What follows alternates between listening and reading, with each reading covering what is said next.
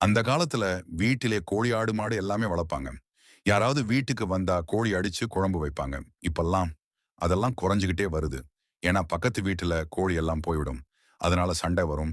இல்ல யாராவது திருட்டு போயிடுவாங்க. இந்த பிரச்சனைக்காக நிறைய கோழி வளர்ப்பு குறைஞ்சிடுச்சு. போதிய இடம் பற்றாக்குறைவினால் கோழி வளர்ப்பு நிறுத்திட்டாங்க. நம்மளும் கொஞ்சம் கொஞ்சமா பாய்லர் கோழிக்கு மாறிவிட்டோம். நம்ம வீட்ல வளர்க்கிற கோழிகளை வயல்வெளியில வாசல் முற்புறம் எங்க வேணும்னாலும் மேய்ஞ்சிட்டு சுதந்திரமா இருக்கும். அதனால எந்த பிரச்சனையும் நம்மளுக்கு உண்டாகல.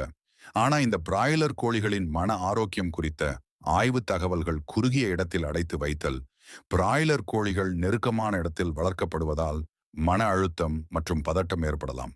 அதிகப்படியான வெளிச்சம் அல்லது சத்தம் கோழிகளுக்கு மன அழுத்தத்தை ஏற்படுத்தும். அவை ஓய்வெடுக்கவும் உணவு தேடவும் தேவையான சூழல் இல்லாதது மன ஆரோக்கியத்தை பாதிக்கும். சமூக தொடர்பு இல்லாமை சில வளர்ப்பு முறைகளில் கோழிகள் மற்ற கோழிகளுடன் கலந்து பழக வாய்ப்பு இல்லாமல் இருக்கலாம். பிராய்லர் கோழிகள் வேகமாக வளர்வதால் சில உடல்நலப் பிரச்சனைகளை சந்திக்க நேரிடலாம்.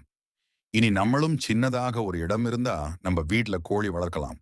நம்ம கோழிகளுக்கு தகுந்த மாதிரி சின்னதா ஒரு டென் போட்டு அதுக்கு வெளியே சுத்தி வலை போட்டு விட்டு அது உள்ள போயிட்டு வெளியே வந்து மழையில வெயில் எல்லாத்தையும் ரசிச்சுட்டு அது உணவு அருந்தி இருக்கும். இதனால எந்த ஒரு மன அழுத்தமும் இருக்காது. நம்மளுக்கு தேவையான முட்டையும் கோழியும் நம்மளே வளர்த்து கொள்ளலாம்.